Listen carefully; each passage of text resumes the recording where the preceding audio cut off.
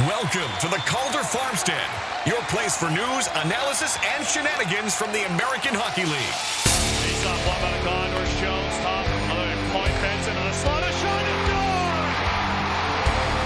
Josh Perry, in double,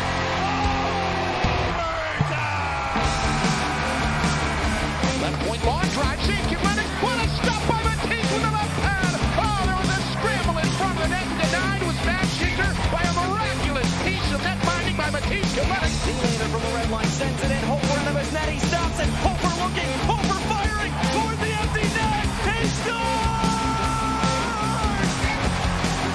Are you kidding me? Joel Hofer, a goalie goal in the Calder Cup playoffs! And now, with 9 minutes gone in overtime, the Bears breaking out. Right side with Fair. Brooks Light cutting to the net. Fair and let's go! It's over!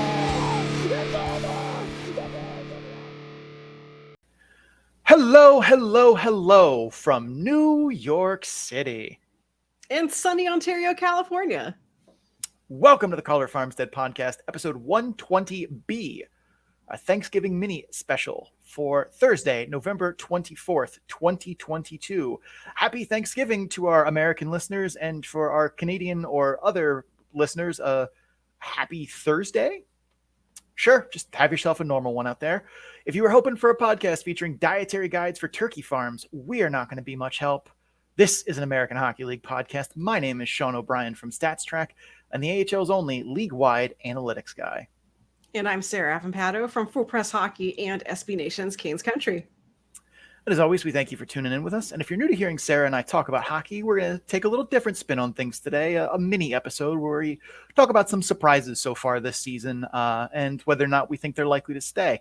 We both watch a lot of AHL games and talk about what we see as when we watch the film, as well as use some advanced stats to help us break it down. If that's new to you, you may want to head over to our podcast feed or YouTube channel, wherever you're listening to us from, and check out episode 0. It's a short primer on some of the stats we're going to be talking about, as well as how we view what's important on the ice. So if you're new to some of the more advanced hockey stats terms like PDO or the point shares model, or newer hockey terms like controlled zone entries, go check that out. So you better be able to pick up what we're putting down. I promise it's not that nerdy or technical. It's only 20 minutes. And let's be honest, you wasted 20 minutes watching the Lions on Thanksgiving. They have a losing record this season and haven't won on Thanksgiving since Anquan Bolden was on the team. Yeah, Anquan Bolden.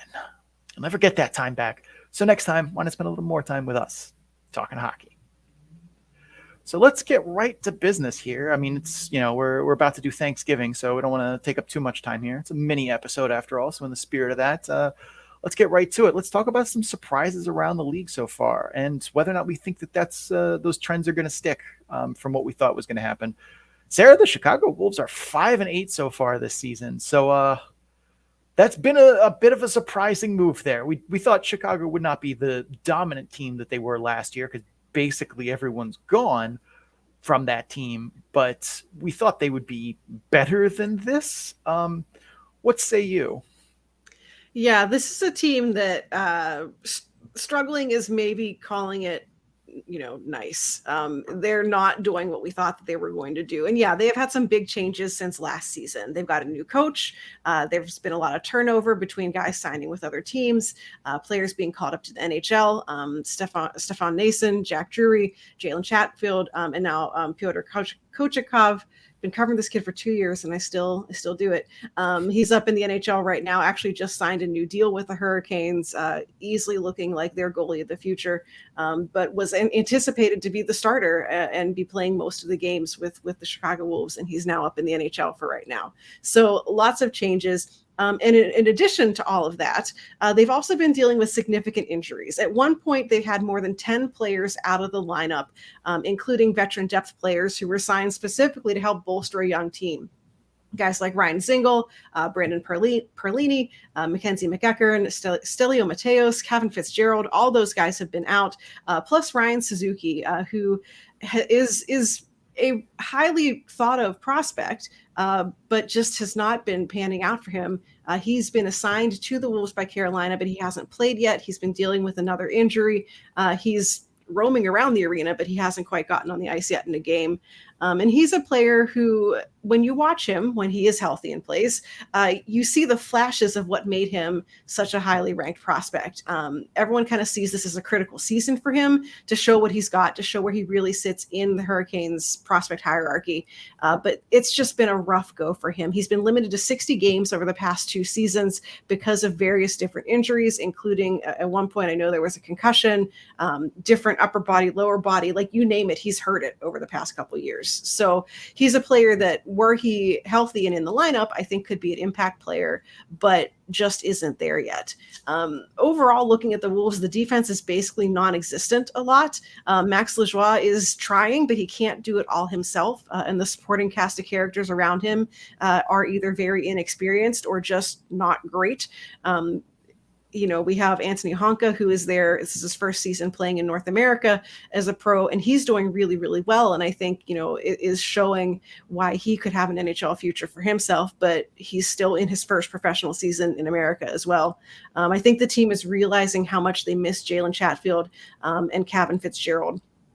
Fitzgerald in particular, he's not a flashy player. He's not exciting to watch, but he makes the right plays. He's a low-risk defenseman, and he's very quietly good at his job and has been able to step up over last season, to play bigger minutes maybe than you would think he would regularly be playing. But he's also dealing with an injury and is out of the lineup.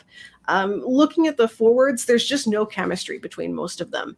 And 14 games into the season, we're still seeing players look like they haven't played together before. And even in lines that have been consistent, there's still just sort of this disconnect between the guys on the ice of positioning, of knowing where your teammates are, knowing what they're going to be doing. It's just not looking great. Special teams are bad. The penalty kill is okay. The Wolves aren't taking a ton of penalties, so it hasn't really been that big of a factor for them. The power play is literally atrocious. They are 31st in the league in terms of power play, 13.7%. They're not getting many power play opportunities either. They've got just 51 power play opportunities. That has them tied for 28th in the league. As comparison, the Belleville Senators lead the league with a whopping 81 power play opportunities over 15 games. So the Wolves aren't getting chances on the power play, and when they do get chances, they basically squander it. They've only scored power play goals in 6 of their 14 games. They've gone long stretches without scoring power play goals. When they do have one, they're just trying to get too cute. They spend a lot of time cycling the puck around, but they're not, the guy up in the upper deck who's yelling shoot, sometimes he's right. And with the Wolves, I feel like sometimes he is right. They're just moving the puck around, but they're not finding lanes. They're just not doing anything with it. And then time runs out. So the power play is just, it's not inspiring. If there are any positives to take away for Wolves fans of things to look at in terms of, okay, things are going to go better, some of the young players are kind of stepping up and making an impact, given that they're having more minutes maybe than they had thought they'd be getting. With basically the whole Wolves top line out due to injury and Jack Drew getting the call-up, Jamison Rees, Vasily Ponomarev, and Tuukka Tieksola have been getting pretty big minutes and the chance to really show themselves. They're still, all 3 of them, very unpolished. I think that there's a long way to go for any of them to really be the kind of consistent players we want to see, but there's something there with them. Reese, he has a long career as an NHL pest ahead of him. I think that he knows his role and he will be good at it.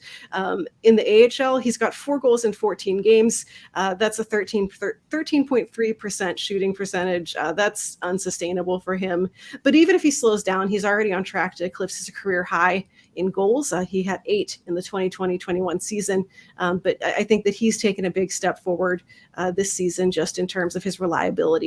Ponomarev came in last season at the end of the year, very poised. He basically made the seamless transition from playing over in the KHL to over here. You wouldn't know that he's very young, and this is his first time in the AHL. I see a lot from him that I like. And Tieksola is really one of the more exciting young playmakers in the Hurricanes and the Wolves system. He has really good on-ice vision. He's making a lot of plays that you don't see other players on this team attempting. And so I think he's a lot of fun to watch. The biggest issue with all of them is going to be consistency. I want to see them doing the same thing, noticing them every shift instead of kind of taking a shift off or just not being an impact player. And not to be the person who's like, yay, more hits, but I think physicality is going to be an issue for all three of them. Reese, like I said, his role is a pest. He gets it. But I think all three of them probably need to put on more muscle, a little more strength. Sometimes they're a little easy to push off the puck, which I think is not doing them any favors. But it's been a rough year for the Wolves, but I think that there are some bright spots to look forward to and some signs that, things might not be in the basement. They're not going to be great, but I think that they will be a little more consistent as time goes on. I agree with that. I think the biggest thing for Chicago is kind of what you said, that they've not really been at full strength at any point this season, really. And yes, every AHL team every season deals with call-ups and injuries, though. But most of the time, dealing with it means losing games. Like that's what dealing with it means is every once in a while, you'll find like some rando, third line guy who's playing checking line minutes suddenly finds his game, playing top 6 minutes with second power play unit time. And like that can work out, but that's incredibly rare. A lot of the time it means, you have worse results because you have worse players in the lineup. That happened a lot last year. Even we see it every year. Even last season, Hershey, Abbotsford, Laval, Hartford all had stretches last season where they had ECHLers creeping into their top 6 forwards and top 4 pair or top 4 defensemen for stretches. You can ask Hershey Bears fans how top 6 AHL forward Marcus Vila worked out for them, or Abbotsford how Brandon Cutler getting second line minutes did. Shockingly, I'll spoil it for you. It didn't go well. But Blake Murray was their starting center for the Chicago on Sunday. Jamison Reese had Logan Lambden for a line mate on Sunday. I had to Google who that was. That's not a winning formula. And that's a lot of it is, just as you said, a lot of people are missing from this lineup that were meant to be key contributors and help, shoulder the load here for a very young team around them. But they're going to get healthy, get sent down. Both these sides are eventually going to get healthy. It's not like you have someone who's going to be out for the rest of the season already. Guys are going to come back. So the team isn't very good right now, but I think there are better days ahead here for Chicago. So everyone who's freaking out, I cannot make this up. I literally saw someone say that their new head coach was not head coach material in the AHL after 12 games, 14 games. That's yes. Slow down. You really need to pump the brakes 100% there. But this is just a rough patch, I think.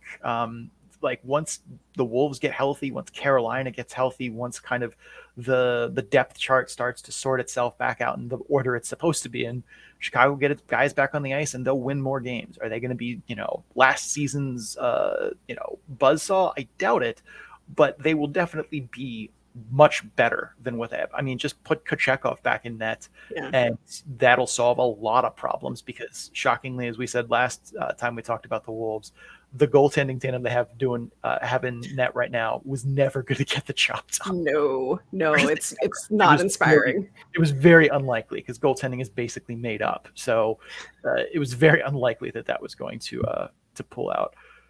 Speaking of other teams that are not doing so hot, not having a great time this season, Henderson is still the worst team in the AHL. The model currently projects them to still be the worst team in that division. It's kind of surprising. They seem at least though, from my viewings of them, to be trending in the right direction. A lot of the problems we saw earlier in the season on the ice aren't gone. They're still not great in transition, but it's not this sloppy turnover fest that we've seen. Again, Pavel Dorofeev will eventually get healthy. That will definitely help because there is no replacing the dude who can just shoot missiles from basically anywhere in the offensive zone, and they have a chance of going in. One thing I will say about Henderson that I've seen them do is they're pairing Miramanov with Cormier, and I think that's a very bad idea. That's both your puck-moving defensemen on the ice at the same time. You need to split that up because one of the other problems they're having in transition is that they don't have someone who can effectively move the puck on the ice when both of them are on the same pair, and that's definitely hurt them. And I understand there's some balance issues with right-handed and left-handed defensemen, but you can spread this out a little bit more here, I think, and that'll help their results. They also have an interesting one that I didn't even realize is that Di Liberatore is in the ECHL, and he's their other very good puck-moving defenseman. I mean, he was there, he ran the second unit power play last year. He was second on the team last season in points by a defenseman. 3 games into the season, he gets shipped to the coast so the Silver Knights can start Zach Hayes. I mean, okay. And like I said, I think the transition and the defense in general are trending in the right direction. But Henderson's biggest problem right now is they cannot get a save from anyone. Hutchinson, Patera, even Laurent Brossoit have not been good. Patera, I'm not that surprised by. I never really thought that he was that good. He's not terrible, but he can't control a rebound to save his life. And Hutchinson, I think at this point in his career, is not going to be someone you can rely on as a 1B goaltender anymore. I think the mileage that he's put on is finally taking its toll. Brossoit, I'll just kind of wave as dude knows that he doesn't belong here and is just trying to get into game condition and doesn't really care. That's a very simplistic take, but I'm assuming that that's what's behind that because I know he's a better goaltender than that. Meanwhile, Isaiah Seville has a .946 save percentage in the ECHL. Again, a .929 save percentage through 8 AHL games last season. Yes, both are incredibly small sample sizes, but how many more games do you need to see from Yuri Patera before we realize that he ain't it? And Isaiah Seville is someone who has the raw tools, who is a highly thought of goaltending prospect, and you have him in Savannah for reasons. You're not getting saves right now. That guy is making saves and has made saves at this level, at least in small samples in the past. Why not play him? He's especially too, you're going to put, Hutchinson in over him. Why? Hutchinson's not going to be your goalie of the future. Seville might be. I think Henderson eventually slowly rights the ship here, but I'm really going to laugh when Dorofeev gets healthy. Seville reclaims his rightful role as the starting goaltender on this team, and either Di Liberatore gets called up or they split up that Cormier-Miramanov pairing or both, and then just magically the Silver Knights just start winning games on a consistent basis again. Dorofeev's injury you can't really do anything about, but the others are very self-inflicted, it feels like. Sarah, do you think Henderson, gets this start going in the other direction? Do you see the same kind of trends that I am, or do you think that they suck and we're just wasting our time here? No, I agree with you. I really feel like this is an issue that's going to course correct over the season. As much as it pains for me to say nice things about anything in the Vegas organization, I really feel like Henderson is going to figure this out. Sure, the roster isn't the most talented, but there's enough experience and depth there that they should be better than they are. I know that during that losing streak that they had a little while back, they got the tough love conversation from the coaching staff. Who are you? Who do you want to be? What kind of team is this? And so it seems in some ways that it's a team that's still kind of searching for their identity as well. And I think that once all those pieces start to fall into place, things will look a little better for them. I definitely agree with you that goaltending is the thing that's holding them back. I'm out in California right now. I saw the Henderson, Ontario game the other day. Brossoit was in goal there. He stopped 20 of 23. That they lost. Henderson lost. That's not the performance you want to see from who's in net for you. His positioning isn't great. The lateral movement is kind of a sluggish, getting side to side, just leaving lots of gaps. There were some easy goals against that were avoided only because a Reign player couldn't settle the puck down. Otherwise, they would have had a completely empty net to shoot at because he hadn't got back over yet. One of the goals that he allowed to Brant Clark, Brossoit made the first save and then ended up just basically turned around, seated on the ice, facing the net. It's how did you get there? How did you do? I'm not a goaltender, but I know that you can't usually save the puck if you're looking I did see that one. That was a completely beautiful example of why the AHL needs to change its video review things. That was goalie interference, 100% goalie interference. And once the call on the ice is goal, you cannot review it. It is not allowed by the AHL rules. So everyone's like, why didn't they look at that for goalie? They can't. It's not allowed. And we actually asked Haley Moore in the offseason, like, would you expect to see any changes to, the officiating system to make challenges like that, to add coaching challenges? Because I'm of the firm belief that, like, the more that the rules align for coaches, officials, and stuff like that, when they get sent up to the next level, they don't have this like weird aspect of their job that they never had to do with the developmental league. Yeah. So, but she said no, that like the AHL is not likely to change any of that to match the NHL's rules.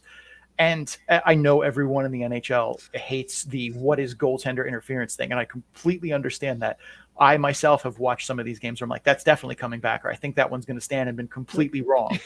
So like, I understand the frustration there, but at least I feel like it's more frustrating to see a moment like that where it's like, yeah, dude completely kept the goaltender down on Brandt Clark's first career goal. Like, it's not even close, and there's literally nothing that can be done. Like, because if you're the ref, missing who bumped who into the goalie, when you're watching the play, is easy to miss. So the fact that there is no review process at all for that, I feel like is more frustrating than playing the what is goalie interference games. So like, I think that's the lesser of two evils here, which in America, I feel like we're good at choosing. So maybe look to fix that. But that one, goaltending is definitely the problem. Anyway, sorry, I completely just derailed your train of thought here.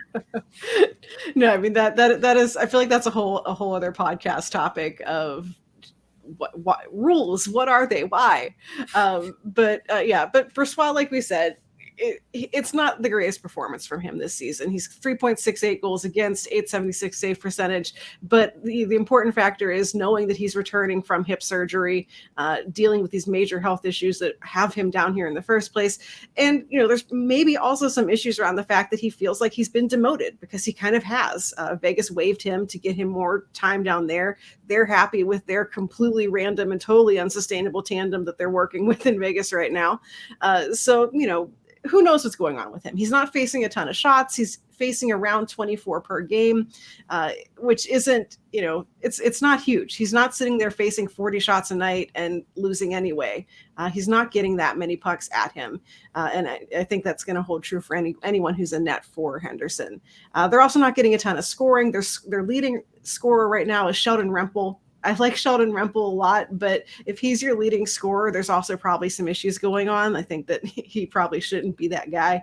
And defensively, there's just a really loose defensive structure. It's real easy for other teams to gain the zone. They give up a lot of odd man rushes against. When I saw that game in Ontario, I felt like every time I blinked, the Reign were in the offensive zone. And they have been struggling with that lately too. So to see them just be able to waltz into Henderson's zone was, not great. For Henderson, it seems like bad luck that things like this keep happening against higher caliber players. With the Gulls, it was Rocco Grimaldi who was constantly getting a rush against. With the Barracuda, William Eklund scored some pretty good goals against Henderson because he was able to just waltz right on in. Something like this, it's a little hard to tell if it's coaching or personnel. It's probably a little bit of both. They have the players on the back end to at least not be so much of a mess, but it's all a work in progress. But yeah, I think they fix it, but they're not going to fix it until they figure out goaltending. Two quick things there. One, apparently we have very different views on Sheldon Rempel. He was, I think, a finalist for our best forward award last year. Like, I think I have a little more credit to Sheldon Rempel there. I don't think that's a big problem. Two, you can trash Aiden Hill all you want. I will not have your Logan Thompson slander. Oh no, he's delightful. Logan Thompson. I will say Logan Thompson did screw up last year, because I said I think it was around this time, that he was going to be the first goalie to win back-to-back Bastion trophies, as long as he played enough games. And then he didn't play enough games and wasn't even like a finalist for it or in consideration. But like, he would have carried that Henderson team kicking and screaming to at least, I think, a second round in the playoffs. But whatever. All right, let's move on. Let's talk about the heater of all heaters that Trey Fix-Wolansky is on in Cleveland. I mean, we said at the beginning of the season we thought Cleveland would have to outscore their problems, and man, have they so far.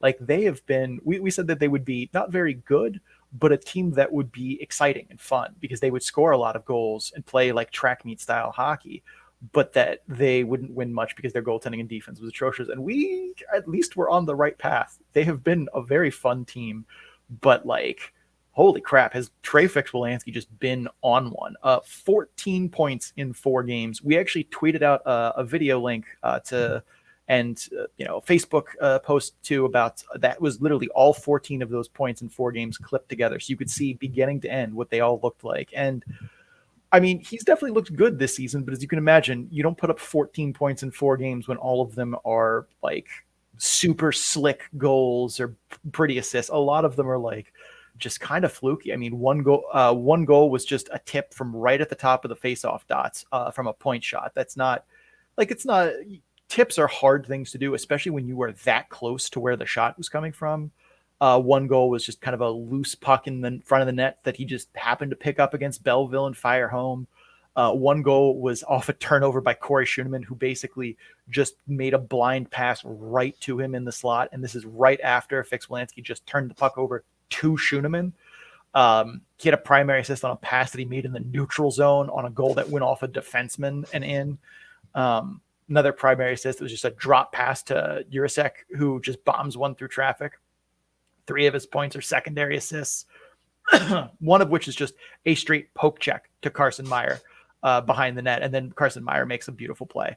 I mean, he got an emergency call up to Columbus, which, I mean, that's not a merit call up per se. Columbus literally could not field a healthy team at this point. And they needed him to be able to do that. But still, I feel like he's earned a couple games in Columbus. All that being said, like, this is very obviously unsustainable. Connor McDavid could put up 14 points in 4 games over the course of an AHL season. And that's probably the only person on earth who could sustain that. Like, I don't think Draisaitl or even like Nate McKinnon could do that in the AHL, 14 points in 4 games. So like, ride the lightning, you know, while you're hot, bank them while you got them. But this is not going to be something we see from Trey Fix-Wolanski, or I think really Cleveland being this successful. Like, there's only so many games you can sneak out of winning when you give up like 6 goals. And I think they have 2 or 3 wins already where they've given up more than 4 goals in a game. Like, that's not going to. It's been fun. Don't get me wrong. Very fun. But I cannot imagine that this team manages to continue to play, games winning 7-6. So good for them. It's working out somehow, but I think that ship is about to crash. Yeah, no, it's I've seen a lot of him over the past couple of seasons with Cleveland, and I talked earlier in the show about Jamison Reese being like the prime candidate for the NHL pest trajectory. Trey Fix-Wolanski, I feel like, is sort of that same mold of undersized. He's basically kind of like a little human wrecking ball, and that's the kind of player that he is. He's not 14 points in 4 games. That is not who he is. It's fun to watch him right now. The fluky goals that you described seem to be who he is in general as a player. I remember watching him over the past couple of seasons with Cleveland, and it feels like that's what he does. He scores the goal off of a loose puck, off of a deflection. Like, he gets the shin pad goal. He's not out there necessarily always getting your highlight reel goals. And it seems like he's someone who he gets that. Like, no, this isn't going to be sustainable. It's not going to be repeatable, but he sort of knows that those are what his opportunities are going to come on, and that he needs to capitalize off of, the garbage. And he's making it work for him right now. He's also shooting 17.5%. That's not a real thing. That is not going to stay that way. Last season was his best to date in the league, and he shot 9.3%, which evened out to 15 goals. His career average is a little bit over 12. So this is going to come down. I think he's still going to put together a solid performance. Good for him for getting the call up, even though it's because half of the Blue Jackets are like broken. But make the best of your opportunity and enjoy it while you can. Like you said, this is not what we expected out of Cleveland. And so as long as they're having fun, like, go with that wave, because a lot of teams aren't having fun right now. No, a lot of teams are not having fun right now. I say, and ride the lightning while you can. This has been fun for them. I don't think it sticks around, so all the more reason to enjoy it while you got it. Let's move on to a team we haven't talked about yet for reasons we've stated already, but the best tandem in the AHL right now for goaltending, just like we all predicted, Brandon Bussey, Kyle Kaiser-Soze, and even Keith Kincaid. not what I would have expected going into this season. We were actually really low on Providence being a good team this year because we just looked at the roster and we're like, I mean, they're not going to be terrible, but like there ain't a lot here. And they have gotten, they've proven the statement true that goaltending is basically made up. It's voodoo. Nobody knows how it works. They also have the second best defensive environment in the AHL and are fourth in the AHL in game pace. This is surprising for me as no one really thought that highly of either of those two goaltenders, Kaiser or Brandon Bussey. Kaiser was, got plenty of playing time last season, so it's not like this is fresh on the scene kind of player that no one knows or has figured out yet.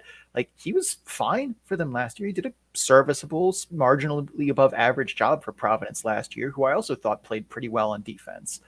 Bussey only has 14 professional games so far, and his college career was very meh. Like, he was fine, he was dependable, but he was not great.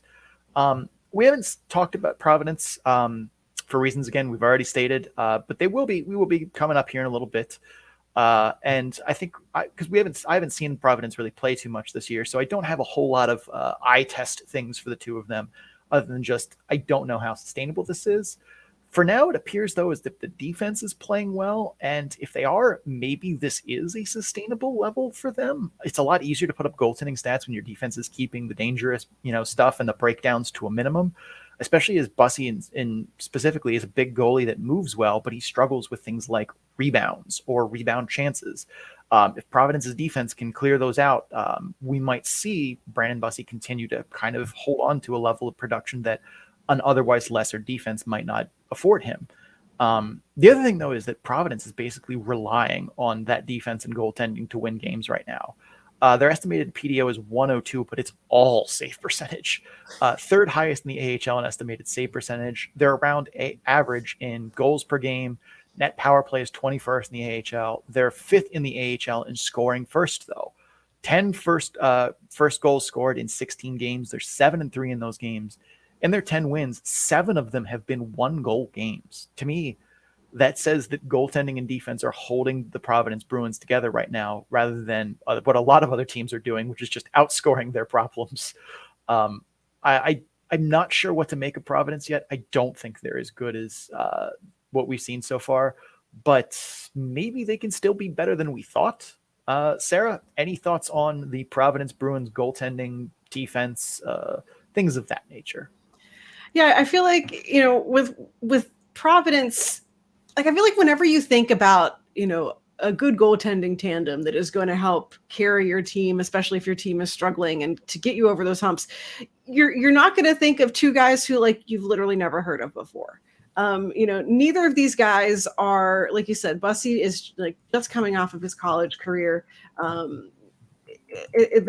We don't have the like journeyman AHL guy who's been holding down the fort for the past like 6 years.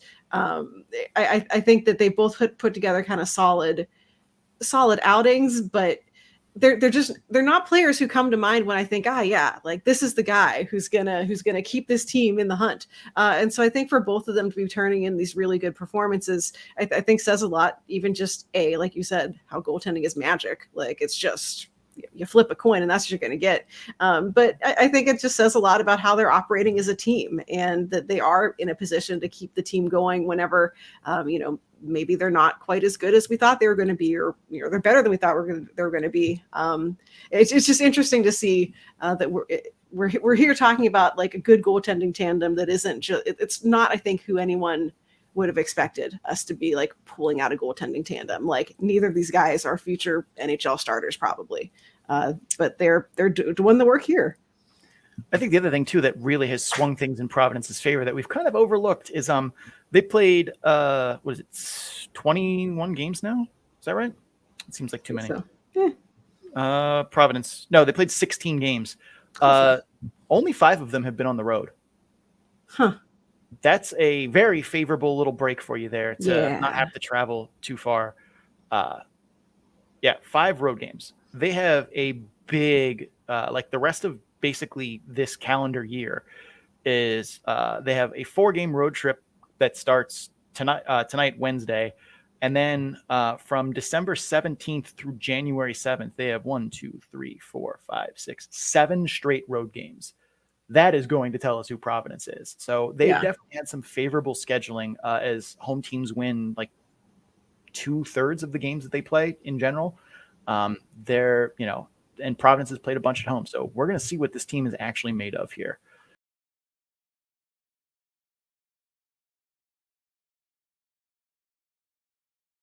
Let's move on here. Let's talk about the Laval Rocket and Anthony Richard, who is near the top of the leaderboard in goals and is allowed to wear a jersey number over 50 on Laval. That is a surprise this year. One of the things that's been like when I started looking at how Anthony Richard is not leading the AHL in goals. He's like second now, I believe. Let me confirm that very quickly here. Sort by goals. He is tied for first in the AHL with 11 goals in 17 games played. But I think that there's an interesting thing here of how that's happening and why this might be sustainable for Anthony Richard, at least a little bit. We put out a new graph for the graphs that I do. One of them is called game pace, and it's basically just shots for and against put together. So you can kind of see which teams are playing more high event games, more back and forth-ish, and which teams are, trying to play a little more clogged up, dump and chase, grind out ugly wins. And number one in the league is Laval, and for game pace in combined shots for and against in regulation. And I wasn't totally sure if this game pace metric was measuring what I was looking at or what I was hoping to with kind of the pace of play and how back and forth, up and down it is. And then I started watching Anthony Richard's goals. Here is the list of all of the goals, all 11 of Anthony Richard's goals that he scored that weren't on rush chances. This is the entire list of his non-rush chance goals. An empty net goal against Abbotsford, November 16th. A power play goal against Toronto that was an OV style, just kind of one-time blast, November 2nd. And a 5-on-5 goal off a turnover in Bridgeport. That's it. The other 8 of his 11 goals are within 5 seconds of the puck entering the offensive zone and are very clearly on rush plays. And while that isn't shocking, because when you think about what Tony Rick is good at, he's an excellent skater with great speed who has an underrated shot. His skill set is one that excels on rush chances, on him being able to free himself from a defenseman one-on-one and get into space. So this increased pace of play for Laval is probably not good for them in terms of winning games right now, as they have not shown that kind of relentless structure that we talked about a couple episodes ago that allowed them to play this kind of up and down counterattacking style. But it is entertaining hockey, and it's definitely working for Anthony Richard. If they continue to play this kind of path that they've been doing for the past 2 seasons, I don't know if they win many more games, but we could see Anthony Richard's, do well. I mean, he's shooting 25% right now, which is a no. Like, that's going to come down. But I think like a 35 goal season is definitely possible for him here. And let's not brush past the number jersey thing here either, because I actually had to go back and look at this. The Canadiens AHL affiliate hasn't had jersey numbers higher than 50 since the 2014-15 season, which is weird. Like, because the Canadiens obviously don't follow that. They've had players wear, 80s, 90s, whatever. So like their AHL affiliate being like, nope, 49 and below, that's all you get, is like a weird wrinkle. I have no idea why they did this. It started under Sylvain Lefebvre, and he was the coach before, like the season before, 2 seasons before, and they didn't do it. And then all of a sudden that was the new policy, and it's carried over since Hamilton, St. John's, now Laval. Like, nobody's had a jersey over 50 since 14-15 in the Montreal AHL affiliate. But for whatever reason, Laval's just tossed that team rule out, and here we are. Richard wears 90. Abandonado wears 98. William Trudeau, 84. Xavier Simono, I have no idea how to say that, 81. Alex Green, 57. Justin Barron's 52. Left is right, up is down. Human sacrifices, dogs and cats living together, mass hysteria. I have no idea why they decided to break this or why it was a thing in the first place, but I hope the trend sticks, because I think limiting jersey numbers that haven't been officially retired is kind of silly. Sarah, your thoughts on the whole Richard jerseys, Laval, Is it going to continue? Well, first off, the whole like players can only wear X numbers thing is totally wild to me. Like, there's many reasons, obviously, why I'm not your standard old hockey dude who has feelings about stuff like that. But I'm like, if someone wants to wear a number, like whatever. I do know some teams have started having players wear the same number across the AHL and NHL, which makes sense from like a consistency standpoint, makes sense from like a fan standpoint. So you're not there being like, who's number 7 again? But just let the man wear whatever number he wants. Like, just come on, man. Like, that's great. Good for you, Anthony Richard, for getting to be allowed to wear whatever number you felt like. But anyway, I've seen a lot of Richard over the years when he was on the Admirals. He also spent a season on the Wolves during that COVID year where the Admirals didn't play. And my main impression of him was basically always like, solid but unspectacular. He's not a guy making necessarily highlight reel goals, but he gets the job done. He has good speed. He scores goals. He's a responsible teammate. And like, I liked him. I was glad to see him get a couple of NHL shots with the Predators when he was still there. Thought maybe he could have had more, but whatever. But I'm glad to see that he is really taking off in Laval. You also probably can't discount the fact that he essentially got to go home or close to home to play this season. I think that's important for a lot of players. Looking at the past years in his career, the most goals that he scored previously was in the 2018-19 season. He had 24 goals in 73 games. That he was shooting at 15.7%. So again, another season where he was, maybe overperforming, but he does have the past history of having just years where he goes off. The rest of the career for him has been between about 9 and 13% with a couple of outliers here and there, including that just really weird COVID season that I feel like you can't judge anyone on anything that happened that year. But yeah, what he's doing right now is not necessarily sustainable the rest of the season. But like you said, I think that he can still put together some pretty good numbers if he just continues what he's doing. No, he's not going to be like suddenly scoring 50 goals or anything, but just glad to see him getting this season he's having in Laval, and good for him. Yeah, I definitely think like his shooting percentage is going to come down. You're not sticking at 25%, but like, I don't think 16, 17 is outrageous. Like, I think he could sustain that. You know, other players can't because they're not as good at shooting, but like, I think he could possibly pull that off. The jersey number thing about like players that like where organizations as a whole, like you have one player who has, a number and that sticks between AHL and NHL. I think that's fine unless they're not on an NHL contract. Like, if you have a player in the AHL who wants to wear number 5, who's on an AHL contract but can't because some dude on the NHL club has 5, like that's silly. Yeah, no, that's not. Like, but the example I went to was in San Jose. Oh my God, I just lost his name. Defenseman who wears 55, used to be a Penguins prospect. It's Derek Pouliot. Wears 55, where he probably wants to wear 5 because that's what he's worn most other places in his career, but he can't because someone on the Sharks wears 5, like their 7th defenseman or whatever. And it's like, he's not even on a San Jose Sharks contract. He's on an AHL contract. Let the man wear whatever number he wants. And if he gets signed to an NHL contract and called up, then we can play jersey number games. But like the fact that you couldn't let someone wear like a popular common hockey number, like 19 or something like that, because one of your NHL players is wearing it. That's a little overboard to me, but especially too, because it forces guys to like wear like goofy numbers in like the 70s or something that they don't want. It's just like, well, all the good numbers were taken. So they just kind of threw me, a random number out of a hat. But congratulations. You're number 85. Yeah. All right. One last thing here. The AHL put out an interesting tweet right before we started recording where they, posed the great question, we're a month into the season and they were like, who's going to win the Calder Cup? So yeah, we definitely know at this point in the season who's going to win the Calder Cup. Lock it up. But Sarah, who is your favorite for the Calder Cup at this point in the season and why? So I went back and forth on this for a little bit, and I'm just going to own my own West Coast bias, the opposite of what you usually hear in hockey. But I'm going to go with the Calgary Wranglers, the former Stockton Heat. They changed countries, they changed personnel, they didn't have a team name for a long time. But overall, in the model, in our offseason predictions, we still thought they had a pretty good shot at being a decent team. They had a little bit of a rough start. They lost their first 3 games, but now they've won 7 of their last 8. Including some statement wins recently, 8-2 over San Jose, who are like weirdly better than we thought they'd be. 4-0 over San Jose. They also had strong outings against Bakersfield, Manitoba, Coachella Valley, all teams who are doing pretty well this season.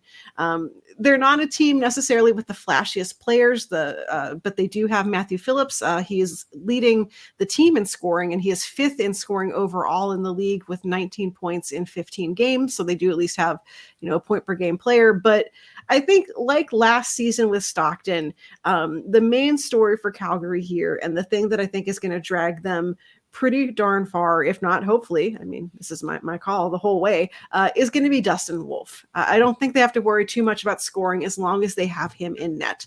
He right now is 9-2-0-1 this season, 2.45 goals against, 919 save percentage. He's getting lit up a little bit more than he did last season.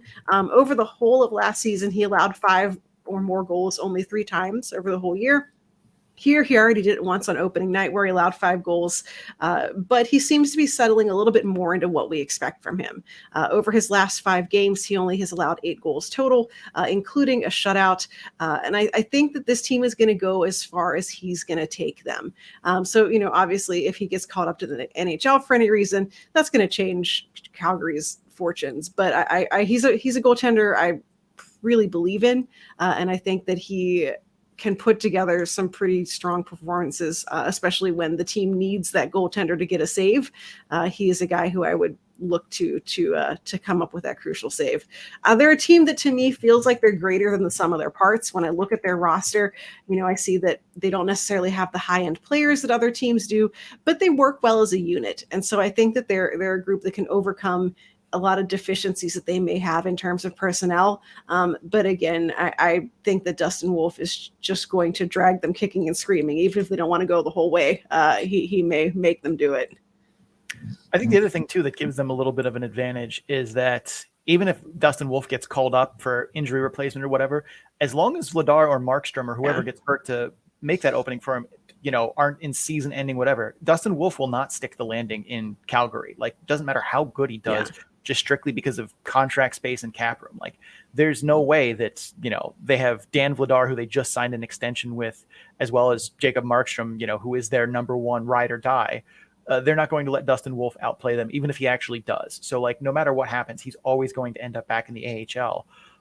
And it was kind of my thought, too, that I was surprised. Like, I think he might be a trade chip for Calgary at some point because, like, yes, Markstrom is 32, but there's 3 more years on that deal at $6 million apiece. Like, he's not going anywhere, even if he suddenly, hits a wall. Nobody's taking that contract for you. They just signed Vladar to an extension for $2.2 a year. So, like, there isn't going to be an opening for Dustin Wolf that's obvious unless he truly outbattles them in camp to the point where, like, they have to figure out how to trade one of them. But the other thing, too, that I think is funny, if there is one thing that the Calgary Wranglers are not doing well this season, it's using Facebook. I don't know if you know this. Their official Facebook page, 0 posts. Oh, no. Well, that's bad. Yeah, and it's just one of those where it's like somebody whoever your social media manager is clearly not paying attention, because I'm assuming that they're using like a suite thing where it's your post goes to Instagram and all of that stuff, and isn't like someone out there individually posting stuff. Like, you'd have to be silly to run your social media that way. Sounds wild. Yeah, so like apparently the part that connects to their Facebook is broken because they're a verified, like, one that links from their website, everything. But so it's not like, Wranglers with an @ symbol for the A. Like, their official page, 0 posts, which I still think, especially too. It's like that's where your fan base is. They're not on Instagram. They're not on TikTok. They're on Facebook still. Yeah. Anyway, my pick here for Calder Cup is these guys, Milwaukee. For a couple of reasons here. Cooley and Askarov, they seem like they've started to figure it out, which was a concern of ours at the beginning of the season. We weren't sure what we were going to get, but they seem like they're at least figuring it out, putting it together. The team is deep, has a good balance of prospects who are getting it done, as well as veterans that we know we can rely on. Carl Taylor's a very good coach, and Nashville is unlikely to sell off any of its prospects at the deadline. They're like in a battle for the wild card, but I don't think that even in their wildest imaginations, they think that they're like one guy away from being cup contenders, because this is just not where Nashville is. I don't think they're going to yo-yo a bunch of guys either, like Tomasino or Evangelista. They seem to be pretty content leaving them where they are to develop. Milwaukee is also in what is weirdly going to be the easiest division in the AHL this year. At least that's how it looks where we're standing right now in November, which is very weird because the Central is usually, where good teams go to die. That's what made Chicago so impressive last year, is that they managed to roll through in dominating fashion in a very difficult division, whereas Milwaukee doesn't seem to have that this year. Like, other teams in the division are good, but it's not, you don't have that same sense of like, oh my God, one of them's just so much better. Their biggest competition right now seems like it's Texas. And I said in season previews that Texas was my dark horse to win the Central, and I stand by that take. Just you wait. They are going to be there at the end, I think. But I don't think the advantages that Nashville's position gives Milwaukee, where they're not going to be pulling guys up all the time. They're not going to screw with the roster. They're not going to make deep playoff runs. They're not going to trade off pieces that Milwaukee needs. I don't think that's true of Dallas's relationship with Texas when we get a little bit closer to the end game.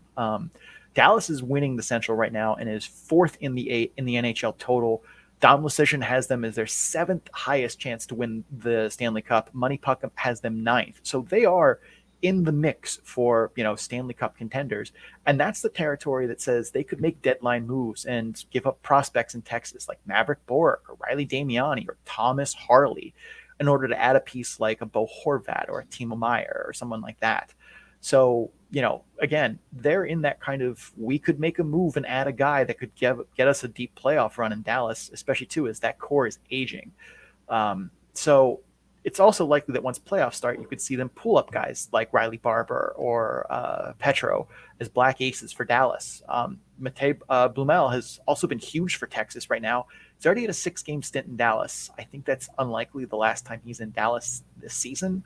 So I think Texas is a very good team, but I think that the relationship they have with Dallas and where Dallas is going to prevent them from being a true Calder Cup contender by no fault of their own.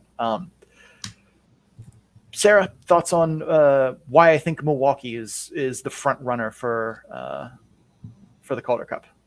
I mean, begrudgingly, I have to, I can't not agree with many of your sentiments here. I get to see Milwaukee more times than maybe I want to, but I've been impressed with them this season. Like you said, they've always been a pretty well-coached team.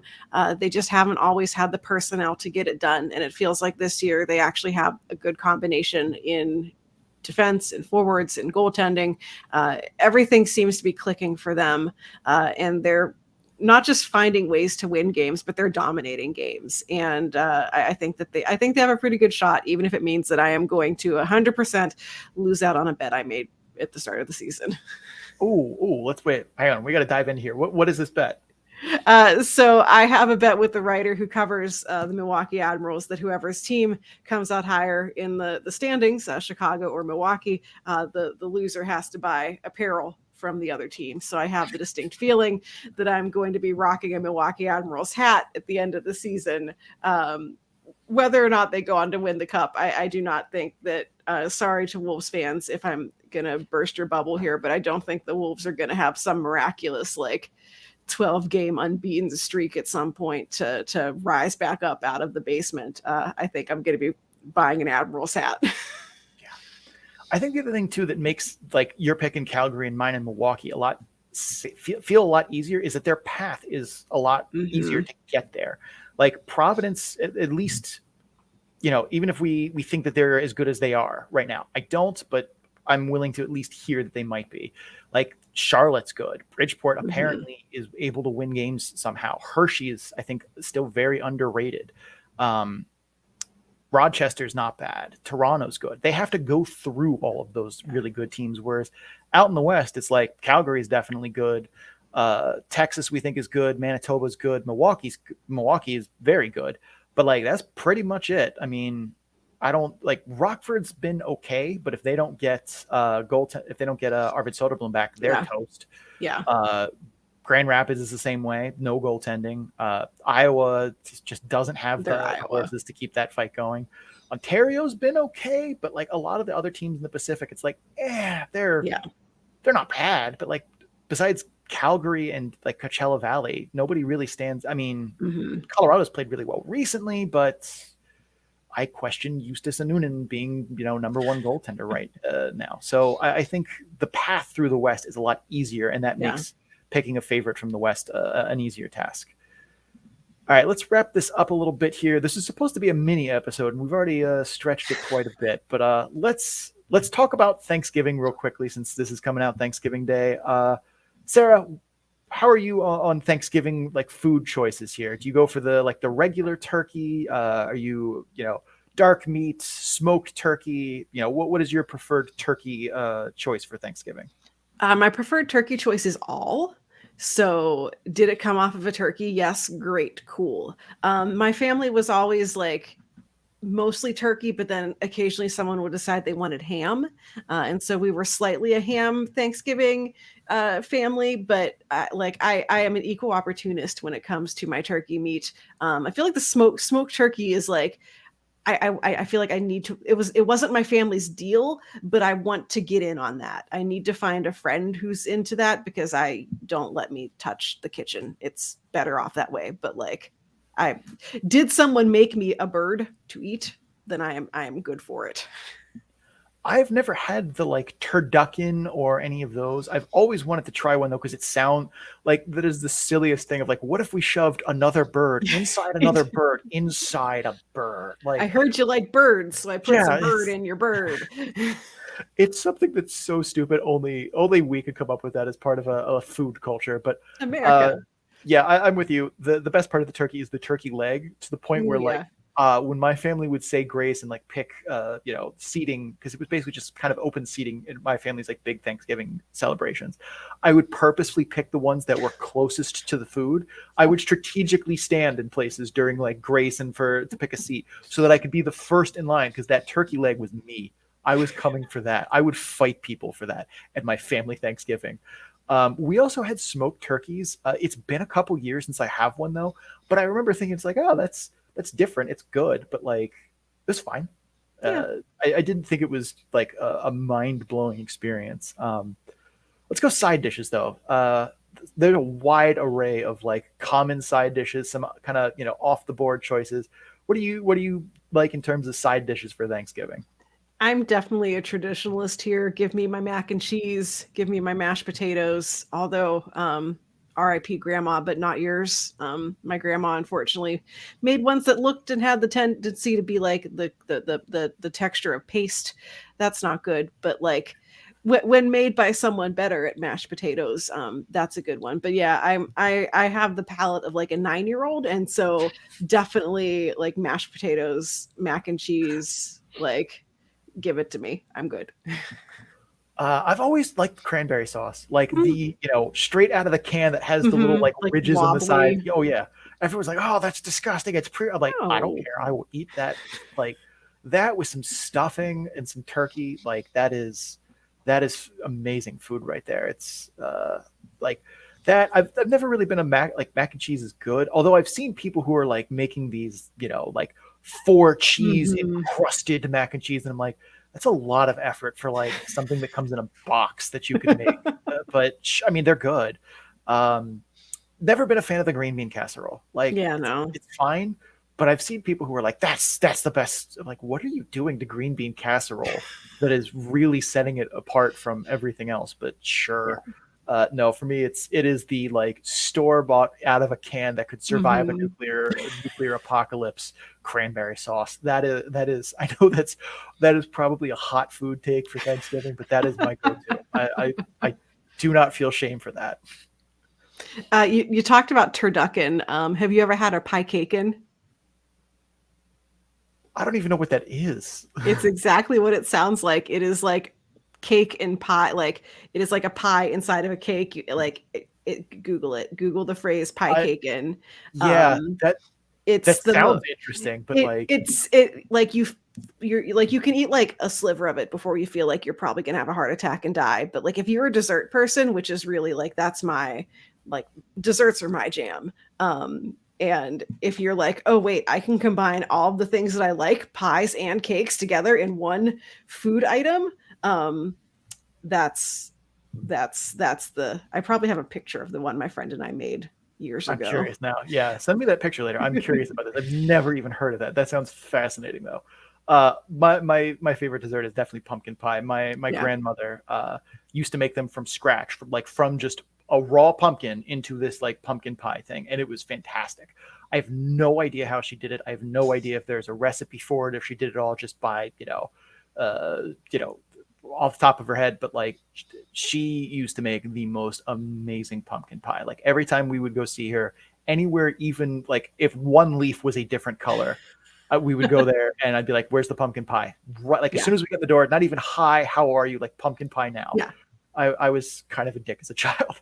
Definitely have grown out of it though. But anyways, I think that's about everything. Sarah, any closing thoughts on weird things from the AHL and or Thanksgiving things? I think it's been a fun season. It's been a weird season, and I can't wait to see what happens next. I'm very thankful for the opportunity to get to cover this incredibly weird league. Oh, absolutely. It has been kind of a weird year so far, but weird years are fun years. That's where you see things come out of nowhere, as opposed to like when. I mean, no offense to the Wolves, when like the team that was favored to win it the whole way just runs. When it's like, well, that was cool. It was, we enjoyed watching a dominant team, but at the same point, I think it's more fun when there's a little more goofiness to it. But we'll see what happens. I think that's a good place to leave it, though. Sarah, take us out.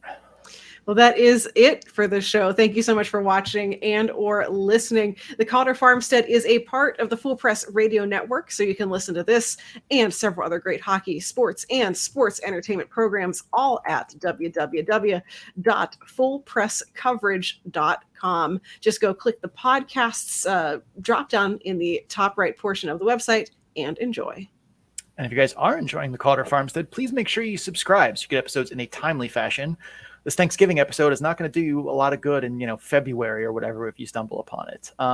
Also, if you're listening on Apple Podcasts, Spotify, Amazon, pretty much anywhere, I think they almost all universally let you rate or review the podcast or anything like that. Please do that. Doing so helps others find the show, and your reviews help us improve it. You can also follow the show on social media, which highly recommend. We have a good time there. We post some memes.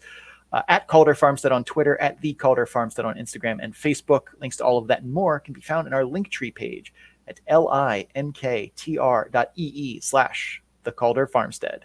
Big thanks to Adrian Drake, who made our theme music. You can find him on social media at AD_dysfunction. That's AD_DYSFUNCTION. So we can make music for you too. Sarah, where can people find you? As always, my name is Sarah Avampato, and you can find me representing Full Press Hockey on Twitter at Right Said Sarah. It's WRITE Said Sarah with an H. You can check out my writing over at Full Press Hockey, where I talk about the Ontario Reign, or over at Canes Country, where I talk about the Chicago Wolves. Sean, where can folks find you? I'm Sean O'Brien. You can find me on Twitter at Sean O'Brien 81. That's SeanObrien 81. I'm also on Instagram at Sean O'Brien _81. My Instagram is mostly random musings about the world around me in photo form. A good portion of them are my dog, who is adorable and knows it. My Twitter is mostly hockey stuff, but some other random things here and there. You can find all of my stats work, all of the graphs, the model, all of that fun stuff is on my Tableau page. Easiest way to get there is bit.ly/data-dump-and-chase. All lowercase, all one word. One last time, happy Thanksgiving to all of our American friends, and hi if you're Canadian. This is probably a weird day, I imagine, for all of that. But thank you for tuning into the show. For Sarah Avampato, I am Sean O'Brien, and as always, please dump and chase responsibly.